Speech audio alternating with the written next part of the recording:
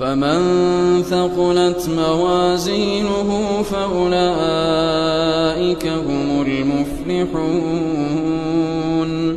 ومن خفت موازينه فأولئك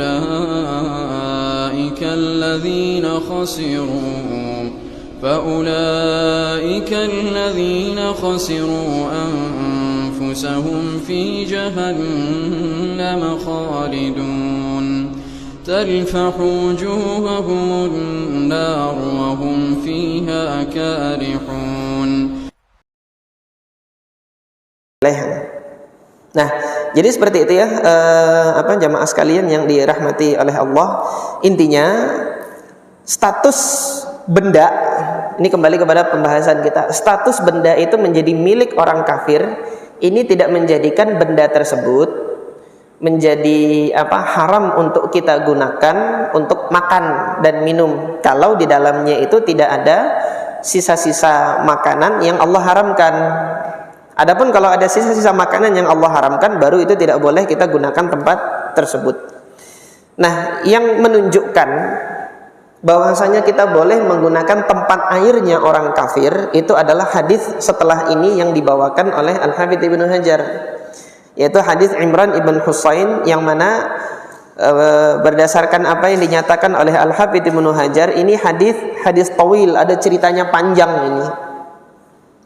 Bahwasanya Nabi SAW dan para sahabatnya tawaddau, mereka berwudu min mazadati imra'atin musyrikatin, dari tempat air yang dimiliki oleh seorang wanita musyrik, belum masuk Islam. Musyrik bukan ahli kitab lagi nih, artinya ajarannya jauh sama sekali dari ajaran para nabi terdahulu, penyembah berhala dia. Nah, ini Rasulullah berwudu. Kalau berwudu artinya air yang ada di dalam mazadah itu tadi, tempat itu tadi, hukumnya adalah suci dan boleh digunakan untuk bersuci. Ini waktu masih panjang. 7 menit lagi ya. Sisa satu hadis lagi di dalam bab ini. Nanti kalau ada waktu lagi silahkan, kalau teman-teman ada yang ditanyakan nanti. Kita baca hadis yang terakhir di dalam bab Al-Aniyah, yang bab tentang tempat ini. Qala wa an Anas ibn Malik.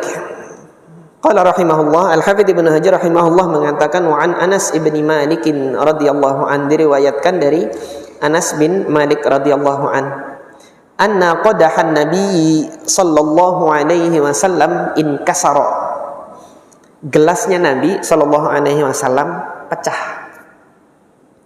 Fattakhadha makana sya'bi, kemudian Rasulullah menambal bagian yang pecah itu tadi. Makana sya'b, yang pecah, yang bolong, Rasulullah gunakan tempat yang bolong tadi ditambal dengan apa? Silsilatan min fiddah, ada rantai kalung perak yang dimiliki beliau, dilebur untuk nambal gelas yang gelas yang pecah itu tadi, atau retak itu tadi, dia retak atau pecah ditambal dengan itu. Sementara sebelum itu kita di dalam bab aniyah ini sudah membaca di hadis Ummu Salamah, Rasulullah mengatakan alladzi yashrabu fi ina'il fiddah, orang yang minum dari gelas atau tempat minum yang terbuat dari perak, innama yujarjiru fi batnihi nar jahannam, sungguh orang tersebut nanti akan digejolakkan di dalam perutnya itu api jahanam kalau minum dari gelas perak. Nah, ini Rasulullah menambal gelasnya dengan kalung perak. Akhrajahu Al-Bukhari, diriwayatkan oleh Al-Imam Al-Bukhari. Jadi hadis ini menunjukkan rukhsah bolehnya menggunakan rukhsah menggunakan perak untuk hanya sekedar menambal. Keberadaan perak itu di dalam gelas yang aslinya gelasnya itu adalah gelas tanah, gelas keramik atau gelas kaca, Ya kalau kaca bisa ditambal, nggak tahu bisa nggak. Pokoknya kalau hanya barang itu yang didapatkan, yaitu perak yang didapatkan untuk menambal di situ, itu masih boleh di dalam syariat. Dan itu tidak termasuk ke dalam larangan, yaitu minum dari gelas yang terbuat dari perak. Apa hal dan apa sebab di sini kan? Di sini yang nampak Allah Ta'ala a'lam, tidak ada unsur kemewah-mewahan. Jadi perak dijadiin tambalan itu hanya menghinakan perak gitu kan. Tetapi ketika perak dijadiin gelas, itu dia memuliakan perak dan ada unsur bermewah-mewah di situ.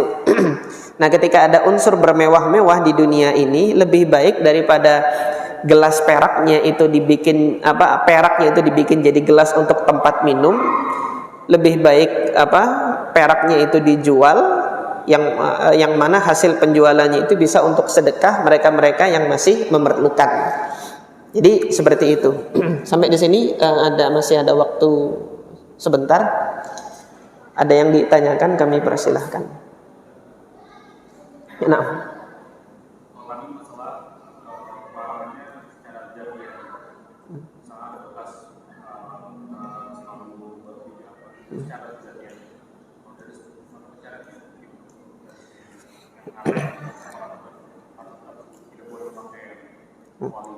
Ya, tidak.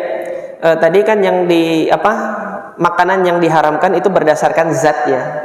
Kalau ada sisa-sisa dari zat yang haram itu masih ada di tempat, itu harus dicuci. Sekarang gimana kalau haramnya itu bukan karena zat tapi karena memperolehnya?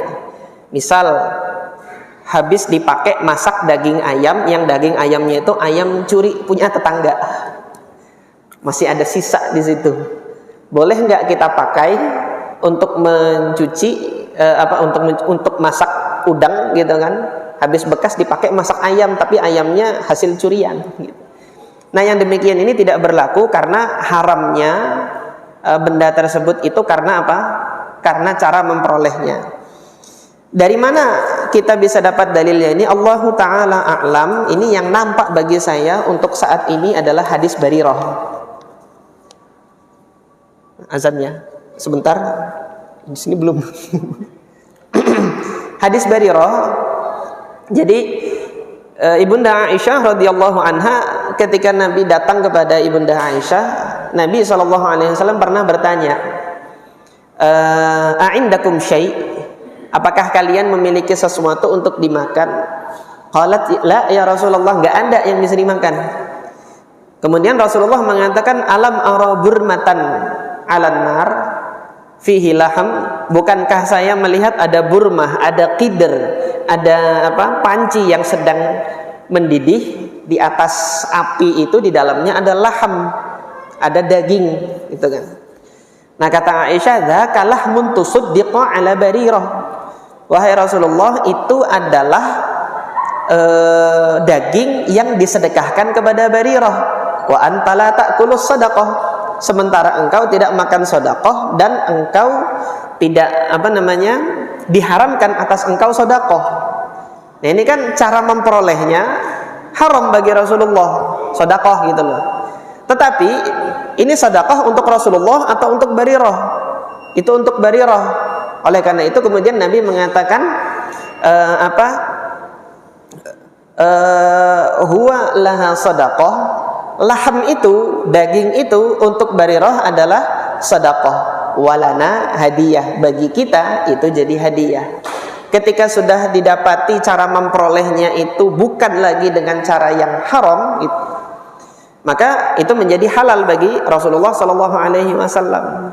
Nah, dari hadis ini ketika sudah diperoleh oleh Rasulullah SAW dengan cara yang halal itu tadi, kidernya bagaimana? Tempatnya bagaimana? Kan tetap itu yang dipakai.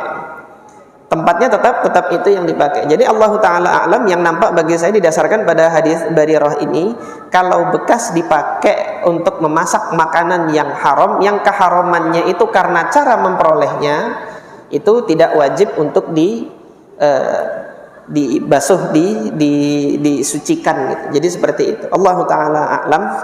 Kalau masih ada pertanyaan berarti habis Isya. Ada lagi? Azannya di azan dulu kah atau habis azan? Oh, dikit aja kah? Jawaban saya panjang nanti.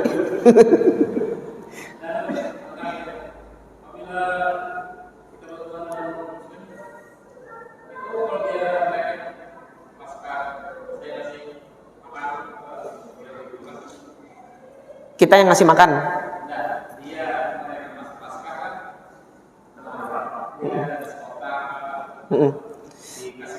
Iya.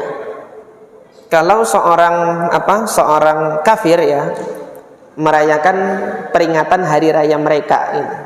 Terus kemudian mereka membagi-bagi makanan untuk kita. Ini yang nampak bagi saya, Allah Ta'ala a'lam, terima makanan itu kalau makanannya halal. Kemudian di dalam hati kita tidak boleh membenarkan, meridhoi ritual keagamaan hari mereka itu. Jadi ketika kita menerima makanan yang diberikan oleh orang kafir tersebut, meskipun dia dalam rangka merayakan hari rayanya gitu kan, terima itu dalam rangka kita sebagai tetangga yang hidup bertetangga, bukan dalam rangka kita ikut meridhoi hari raya Paskahnya kan. Sebagai bentuk kita tidak meridhoi hari raya Paskahnya, kita nggak hadir ke sana gitu kan. Kita nggak hadir tapi makanannya yang datang. Kan seperti itu. Ketika makanannya yang datang, terima kalau makanannya itu halal. Tapi kalau dia nanti menghadiahkannya itu babi, ya jangan, minta maaf gitu. Nggak boleh kita makan itu. Nah ini karena cara memperolehnya itu tadi, cara memperoleh yang halal, silahkan kemudian untuk diambil. Allah Ta'ala a'lam. Mudah-mudahan ini yang bisa saya sampaikan pada kesempatan kali ini. Nanti pada pekan yang akan datang untuk tanya jawab gimana ini, kalau waktunya gini kira-kira cukup atau enggak. Kalau enggak cukup nanti mungkin ya kita musyawarahkan dengan teman-teman gimana baiknya kalau misalnya ada pertanyaan, apakah ditulis di kertas atau bagaimana. Insya Allah kita musyawarahkan terlebih dahulu nanti untuk pekan yang akan datang. Ini saja yang dapat saya sampaikan. Subhanakallahumma rabbana wa bihamdika asyhadu an la ilaha illa anta astaghfiruka wa atubu ilaik. Assalamualaikum warahmatullahi wabarakatuh.